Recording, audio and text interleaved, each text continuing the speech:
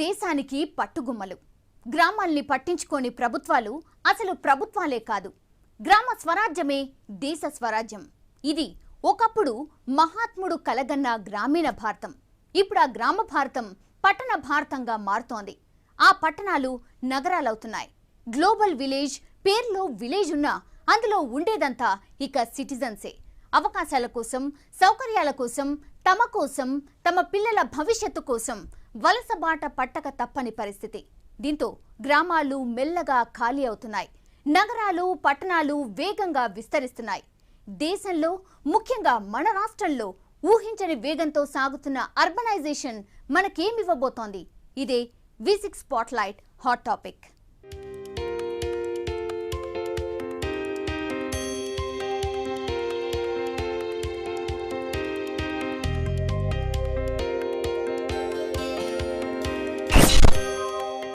పల్లెలు పట్టణాలవుతున్నాయి, పట్టణాలు నగరాలవుతున్నాయి. దేశంలో కంటికి కనిపించని వేగంతో జరుగుతున్న మార్పు ఇది.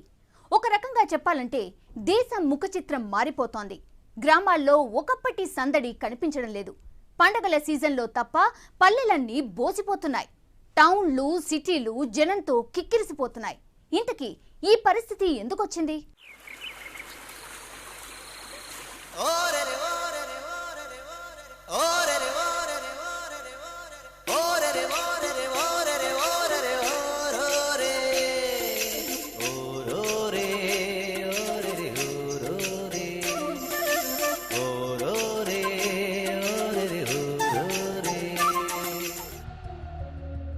కోడి కూతతో లేచే ఊళ్ళు, పొద్దెక్కగానే ఎడ్ల గంటలతో మోగే చప్పుళ్ళు. రోజంతా వ్యవసాయం, వ్యవసాయం కాకపోతే ఇంకేదో వ్యాపకం. ఆత్మీయ పిలుపులు, హక్కున చేర్చుకునే పలకరింపులు, కల్మషం లేని మనుషులు. ఒకప్పటి గ్రామాల్లో కనిపించే సంస్కృతికి ఇవి నిదర్శనాలు.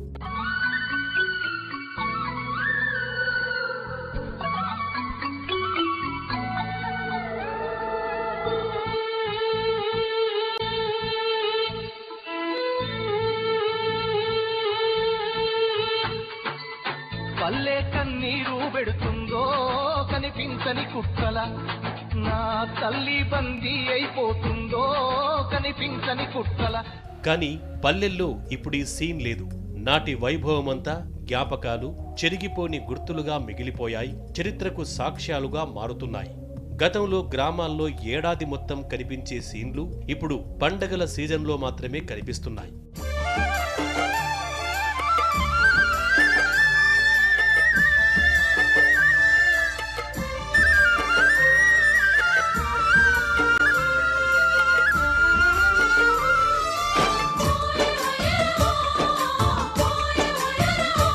పల్లెలు గత వైభవాన్ని కోల్పోతున్నాయి. ఓ మోస్తరు గ్రామాలు పట్టణాలుగా మారితే సెన్సస్ టౌన్స్ సిటీలుగా మారుతున్నాయి. గ్లోబలైజేషన్, ఇండస్ట్రియలైజేషన్ ఎఫెక్ట్తో పల్లెలు కనుమరుగవుతున్నాయి. ఉన్నత జీవన ప్రమాణాలు, మెరుగైన జీవనం కోసం పల్లెల్లోని జనం పట్టణాలకు వలస వెళ్తున్నారు.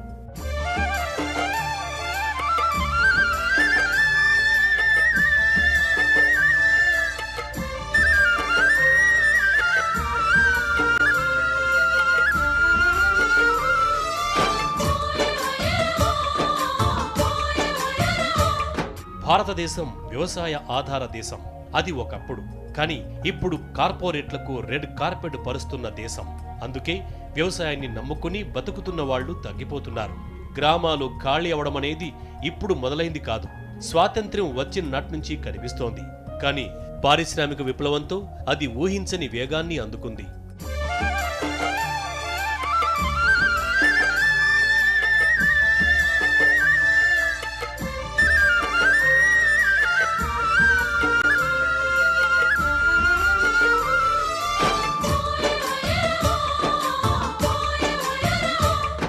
స్వాతంత్ర్యం వచ్చిన మొదట్లో 90% జనాభా గ్రామాల్లోనే ఉండేది. 80% మంది జనాభాకు వ్యవసాయమే ఆధారం. కానీ 60 ఏళ్లలో పరిస్థితి పూర్తిగా మారిపోయింది. గ్రామాల్లో జనాభా తగ్గిపోయి పట్టణాల్లో క్రౌడ్ పెరుగుతోంది. ప్రస్తుతం దేశంలో 35 కోట్లకు పైగా జనం పట్టణాల్లో నివసిస్తున్నారు. అంటే 30% జనాభా టౌన్లలో నివసిస్తోందన్నమాట.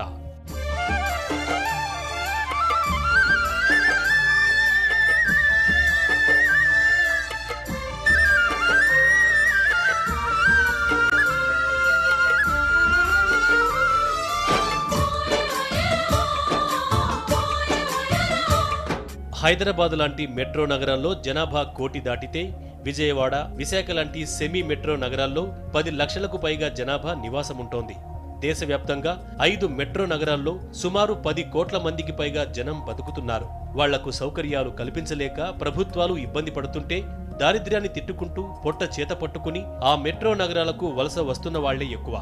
అందుకే అందమైన మేడల పక్కన డ్రైనేజీలుంటున్నాయి. వాటి పక్కనే స్లమ్ ఏరియాలు దర్శనమిస్తున్నాయి. ఒక్క హైదరాబాద్లోనే కాదు, దేశవ్యాప్తంగా ఇదే పరిస్థితి.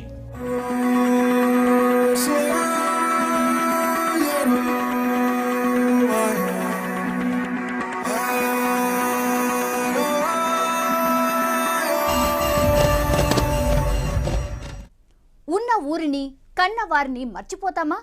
ఇది ఎవరికీ సాధ్యం కాదు. కానీ ఆ సిచ్యువేషన్ నుంచి ఇప్పుడిప్పుడే బయటపడుతున్నారు చాలామంది. మెరుగైన జీవనం కోసం పల్లెల నుంచి భారంగానైనా బయటకొస్తున్నారు. అర్బనైజేషన్ ఇస్తున్న అవకాశాలను అందుకోవడానికి పట్టణాలు, నగరాలకు క్యూ కడుతున్నారు. అర్బనైజేషన్ వేగంగా సాగడానికి కారణం ఇదే.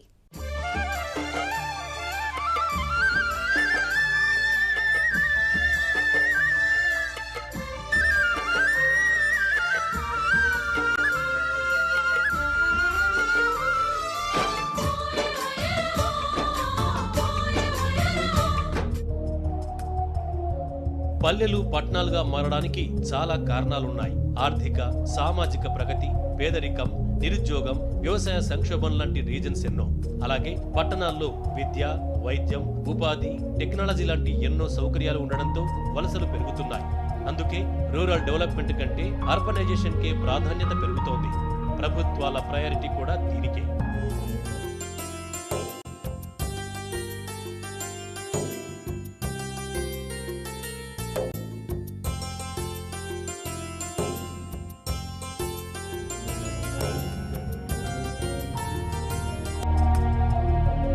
గ్రామీణ అభివృద్ధి కోసం కంకణం కట్టుకున్నామని చెబుతున్న ప్రభుత్వాల మాటల వెనక అసలు అర్థాలు వేరే. వలసల్ని నివారించే ప్రణాళికలు లేవు. వ్యవసాయాన్ని అభివృద్ధి చేయాలన్న ధ్యాస అసలే లేదు. ఇప్పటికీ సరైన రోడ్లు, పవర్ ఫెసిలిటీస్ లేని గ్రామాలెన్నో. దీంతో పాటు వైద్య సౌకర్యాలందక గ్రామీణులు ఎదుర్కొంటున్న ఇబ్బందులు వలసలకు ఊతమిస్తున్నాయి. గ్రామీణాభివృద్ధి కోసం గత పంచవర్ష ప్రణాళికలో 90,000 కోట్ల రూపాయల్ని కేటాయించింది ప్రభుత్వం. దాంతోపాటు జాతీయ గ్రామీణ ఉపాధి హామీ పథకం, Jawaharlal Nehru urban renewal mission లాంటివి రూరల్ డెవలప్మెంట్ కోసం అమలు చేస్తోంది ప్రభుత్వం. అయినా వలసలు ఆగట్లేదు.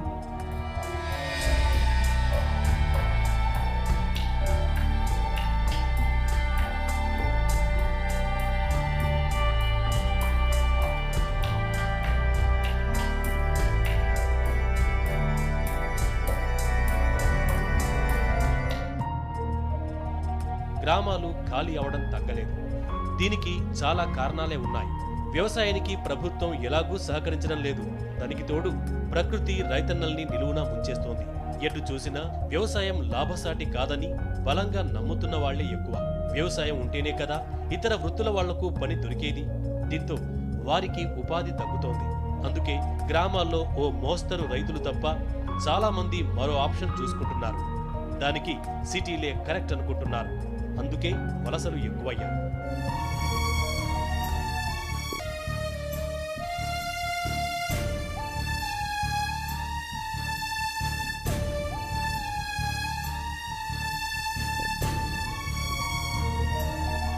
మారుతున్న ప్రపంచంతో పాటు గ్రామీణుల యాటిట్యూడ్ కూడా మారుతోంది. గతంలో కుటుంబం, కమ్యూనిటీ అంటూ ఒక సర్కిల్కే పరిమితమైన వాళ్ళు ఇప్పుడు కేవలం పిల్లల ఫ్యూచర్ కోసమే పట్టణాల బాట పడుతున్నారు. ఉన్న ఊళ్ళో ఆస్తులు అమ్ముకుని వచ్చి సిటీల్లో సెటిల్ అయిన వాళ్ళు ఎంతో మంది. దానికి తోడు పట్టణాల్లోని సౌకర్యాలు పల్లెల్ని వదిలేసే పరిస్థితులు కల్పిస్తున్నాయి.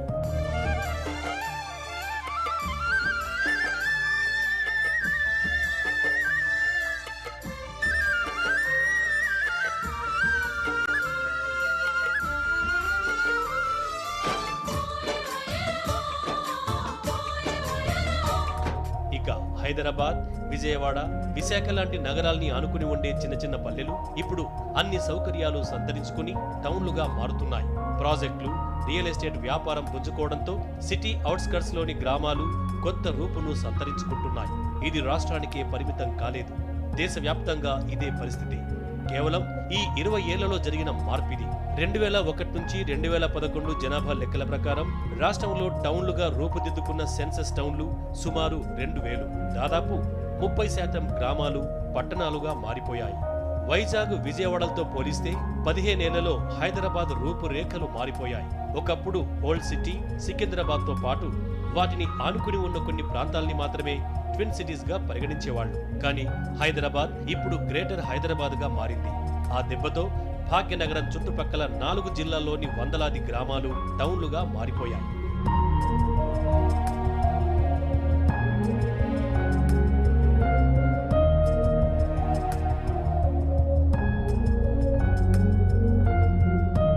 ఒక్క హైదరాబాదే కాదు, పారిశ్రామికంగా అభివృద్ధి చెందుతున్న గుజరాత్, మహారాష్ట్ర, కోల్కతా, చెన్నై, ఢిల్లీ, నోయిడా లాంటి ప్రాంతాల్లో వేలాది గ్రామాలు పట్టణాలుగా మారిపోయాయి. వీటి చుట్టూ 10,000 గ్రామాలు సెన్సస్ లెక్కల్లోంచి మిస్ అయ్యాయంటే దేశంలో పట్టణీకరణ ఎంత వేగంగా జరుగుతుందో అర్థం చేసుకోవచ్చు. గతంలో రైతులుగా పనిచేసేవాళ్లు కర్మాగారాల్లో కార్మికులుగా మారిపోయారు. పశుగ్రాసాన్ని నమ్ముకున్న వాళ్లు, కులవృత్తుల వాళ్లు కుటీర పరిశ్రమల్లో కూలీలుగా మారిపోయారు. మంచికా చెడుకా అన్నది పక్కన పెడితే సేద్యంపై ఆధారపడే వాళ్లు తగ్గిపోతున్నారు. స్పాట్లైట్ లో చిన్న బ్రేక్ తీసుకుందాం.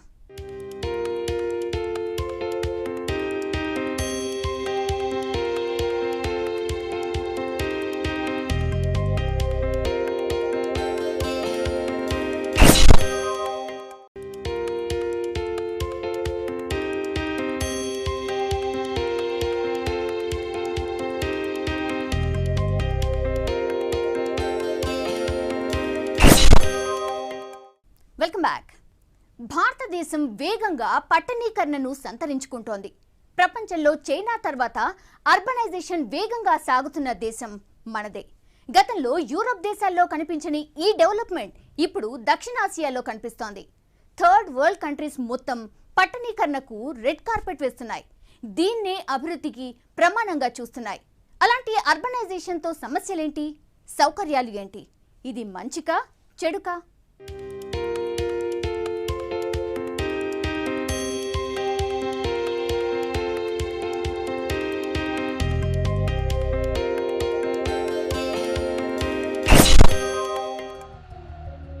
అభివృద్ధికి, మెరుగైన జీవన ప్రమాణాలకు సూచిక అర్బనైజేషన్. సౌకర్యంగా జీవించడానికి డెస్టినేషన్స్ పట్టణాలే. అందుకే పట్టణాభివృద్ధికే ఓటేస్తున్నారు మెజార్టీ జనం.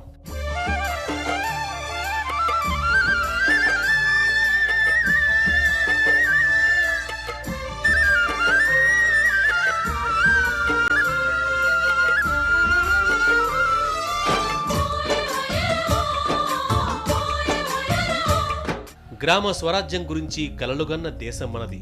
భిన్న సాంప్రదాయాలు, సంస్కృతుల సమ్మేళనం భారతదేశం. కట్టుబాట్లు, అలవాట్లు, ఆచారాలు అన్ని కలిపి ప్రపంచ స్థాయిలో మనకో గుర్తింపు, గౌరవాన్ని తెచ్చిపెట్టాయి. వాటన్నింటికీ వేదికలు గ్రామాలే. కానీ ఇప్పుడా సంస్కృతి సాంప్రదాయాలు కనుమరుగవుతున్న దుస్థితి. ఊళ్లకు ఊళ్లే కనుమరుగైన పరిస్థితి.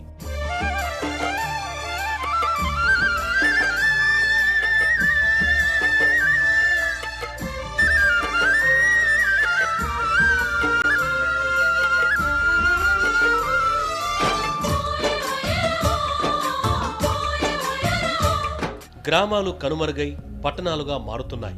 పట్టణాభివృద్ధి మంచికా చెడుకా అంటే చెప్పడం కష్టమే. విద్య, వైద్యం, సౌకర్యాలు, ఉపాధి లాంటివెన్నో టౌన్లో, సిటీల్లో ఉంటాయి. అర్బన్ ఏరియాల్ని దృష్టిలో పెట్టుకునే కార్పొరేట్ సంస్థలు దిగిపోతాయి. వాటికి రెడ్ కార్పెట్ పరుస్తారు మన పాలకులు. పట్టణీకరణ తప్పు కాదు, డెవలప్మెంట్ అడ్డుకోవాల్సిన అవసరమూ లేదు. కానీ పట్టణీకరణ మాటున ఎన్నో ఇబ్బందులు, ఇంకెన్నో నష్టాలు కూడా సైడ్ ఎఫెక్ట్స్ లా వస్తున్నాయి.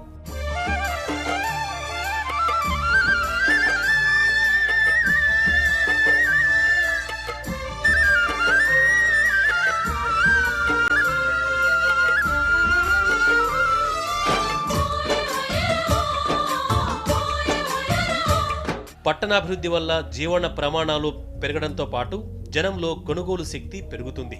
ప్రభుత్వానికి వచ్చే పన్నులు పెరుగుతాయి. అటు ప్రభుత్వానికి, ఇటు జనానికి మేలు కలిగే అవకాశం ఉంటుంది. ఇది ఒక కోణం మాత్రమే. మన దేశంలో పరిస్థితి దీనికి పూర్తిగా భిన్నం. రోజుకు 35 రూపాయలు ఖర్చు పెట్టే వాళ్లంతా ధనికులేనని లెక్కలు చెప్పే మన పాలకులకు పేదల బతుకులు కనిపించట్లేదు.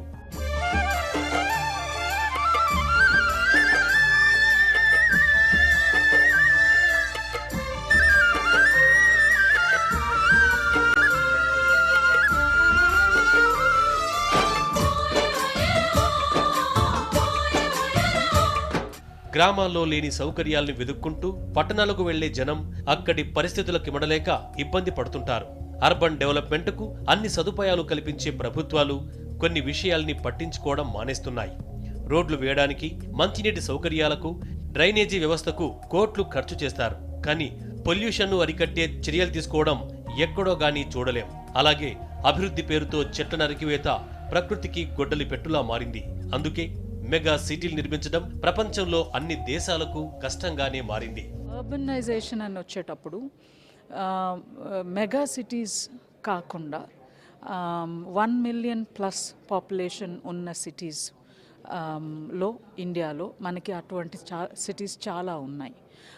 Smaller cities, tier 2, tier 3 towns, cities అని చెప్పకూడదు, నేను టౌన్స్ అనాలి. టైర్ 2 అండ్ టైర్ 3 టౌన్స్లో కూడా మనం equal opportunities, employment opportunities create చేయాలి. టౌన్లలో అవకాశాల కోసం వచ్చే జనంతో రద్దీ పెరుగుతోంది. దీంతో అటు సిటీల్లో ఉండే వాళ్లకు, ఇటు వలస వచ్చే వాళ్లకు అందరికీ ఇబ్బందులు ఎదురవుతున్నాయి. అందరికీ సౌకర్యాలు కల్పించలేక ప్రభుత్వాలు ఇబ్బంది పడుతున్నాయి. అందుకే మెట్రో నగరంలో ఉండే డ్రైనేజీలు, ఊరి బయట ఎలాంటి సౌకర్యాలు లేని ప్రాంతాలే పేదలకు ఆవాసాలుగా మారుతున్నాయి. ఇటు గ్రామాల్లో పనులు లేక, అటు పట్టణాల్లో ఇరుకు సందుల్లో ఎవరి గుర్తింపు లేక జనాలు నానా కష్టాలు పడుతున్నారు. గ్రామీణాభివృద్ధిని ప్రభుత్వాలు ఎప్పుడో వదిలేశాయి. పేరుకు పథకాలున్నా పల్లె జనం బతుకులు మారిన దాఖలాలు తక్కువే. ఆత్మహత్యలు, కరెంటు కోతలు, వలస బతుకులు, ఇవన్నీ మీడియాలో రోజువారీ కథనాలు. మరోవైపు అర్బన్ డెవలప్మెంట్కు ప్రభుత్వాలు పెద్దపీట వేస్తున్నాయి. ఒక రకంగా పల్లె జనాన్ని పట్టణాలకు పంపేలా పరోక్షంగా ప్రోత్సహిస్తోంది ప్రభుత్వాలే.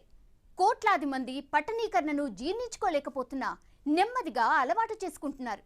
దేశ ప్రగతికి మార్పు అవసరమే కావచ్చు, కానీ జనాన్ని సన్నద్ధం చేయాల్సిన బాధ్యత ప్రభుత్వాలదే. మరి పాలకులు ఏం చేస్తున్నారు? అసలు దేశంలో ఏం జరుగుతోంది?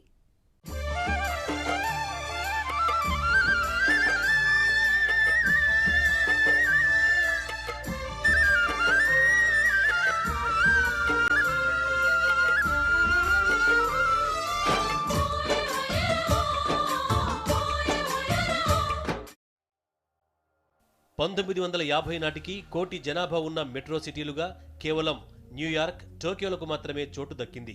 కానీ మన దేశంలో 30 ఏళ్లలో దాదాపు 10 మెట్రో నగరాలయ్యాయి. 2030 నాటికి మరో 5-6 సిటీలు చేరే అవకాశం ఉందంటున్నాయి సర్వేలు. ఇక సెమీ అర్బన్ సిటీలు కూడా భారీగా పెరిగే అవకాశం ఉందంటున్నాయి. పట్టణాల్లో జనాభా పెరుగుదల సంగతి సరే, మరి వాళ్లకు సౌకర్యాల కల్పన సంగతేంటి?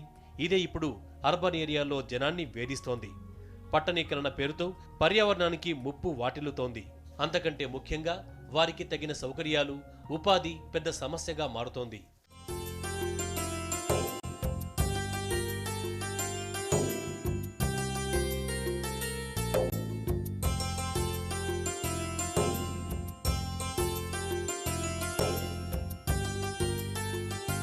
సెజులు, ఇండస్ట్రియల్ ఏరియాల పేరుతో గ్రామాల్ని ఖాళీ చేయిస్తున్నారు మన పాలకులు.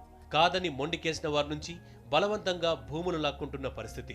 అభివృద్ధి కోసమే పారిశ్రామికీకరణని చెబుతున్న వాళ్లు ఆ అభివృద్ధి ఫలాల్ని ఆశ్రయం కోల్పోతున్న వారికి అందనీయడం లేదు. పునరావాసంలో సరైన సౌకర్యాలు, పరిహారం లేకపోవడంతో జనం భూములివ్వడానికి ఇష్టపడడం లేదు. వాళ్ల భవిష్యత్తుకు ప్రభుత్వాలు కూడా భరోసా ఇవ్వడం లేదు. దొంగ మాటలు, పనికిమాలిన హామీలతో జనాన్ని నిండా ముంచేస్తున్నారు. జనంలో నమ్మకం కలిగించి వారికి సరైన పునరావాసం కల్పించినప్పుడు ఇలాంటి సమస్యలు ఉండవని చెబుతున్నారు సామాజికవేత్తలు.